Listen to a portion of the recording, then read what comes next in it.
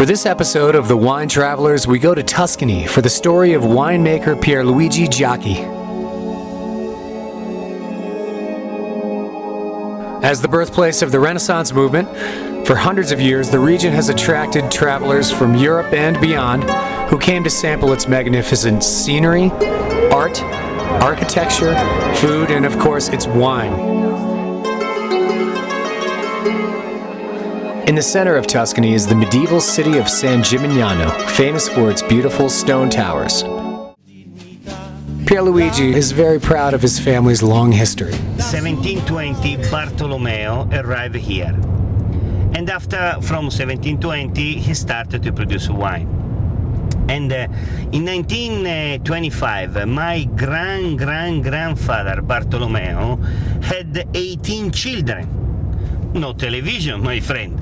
And he make a lot of children, 18, and after they married all over the Tuscany, and they started to produce wine. Me, I am the Pierluigi of the 13th generation, and my son is the first, number one of the 14th generation. His name is Emanuele Bartolomeo.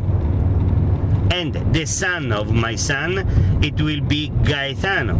The son of Gaetano, it will be Angelo. For all the 15th generation. This is my history. Tuscany is most famous for its red wines, and most of these are made from the Sangiovese grape. Brunello from the town of Montalcino, Nobile from the town of Montepulciano, and of course Chianti from the Chianti region are all wines made from Sangiovese. While known more for reds than whites, the Tuscany region does produce two very old, very famous white wines. The first is Vernaccia from San Gimignano. The other is the famous dessert wine Vinsanto, the wine of friendship and hospitality. The harvest has begun, but so has the rain. This can be a big problem for winemakers. Not only does it dilute the alcohol content of the wine, but long periods of rain can lead to serious mold and rot problems in the grape clusters. This night and the last 2 nights rained. In Montepulciano rained, in Greve Chianti rained. So if rain for 2 weeks, we lose all our grape. Big problem. But we hope in our God. We hope.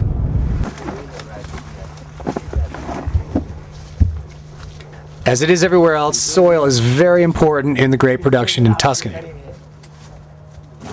This is the vineyards where we produce the Chianti, regular Chianti.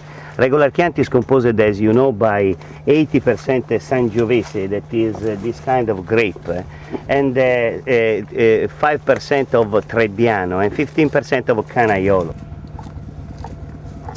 Pierluigi explains that Sangiovese is widespread in Tuscany because it can withstand soils that don't drain very well.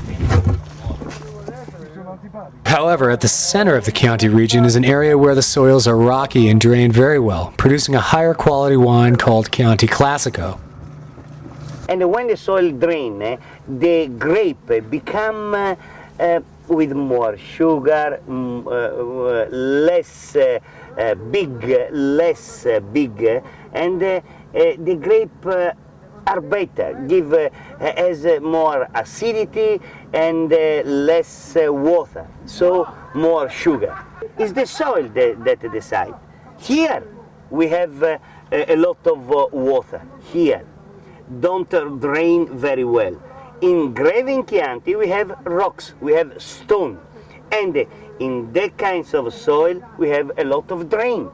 This is the real secret of Tuscany production grapes.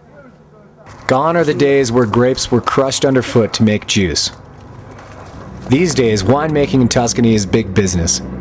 Large estates, organized labor, and modern winemaking techniques, for the most part, now dominate traditional methods. But at least in Pierluigi's vineyards, workers break for a simple, quick lunch, wine is still drunk, and the grapes are still picked by hand.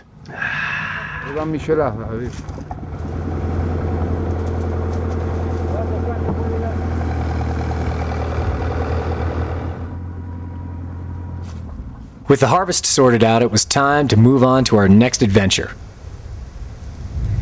We go to make a wine tasting. Buongiorno, buongiorno, buongiorno. A wine tasting with Pierluigi is unique. Buongiorno. Part wine class, part wine tasting, and part comedy routine. My friend, you are not the elephant. If you're smelling this way, okay. The important is to follow the right way when we taste. You learn many things in Pierluigi's wine class, such as how to swirl, how to sniff, and how to pair wine with food. But the most important point he drives home is that you have to hold the wine in your mouth for at least 10 seconds to really understand its flavors.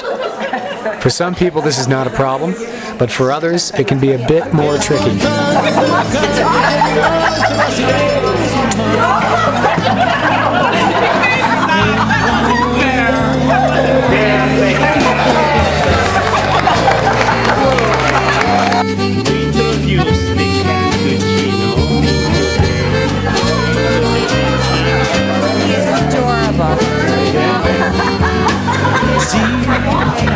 I'd like to bottle him and bring him home.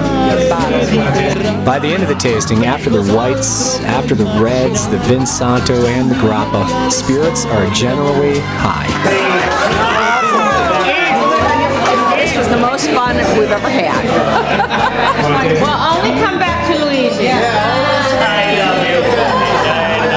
I thank you very much again, and I hope that you remember something of this. Hallelujah. Bye.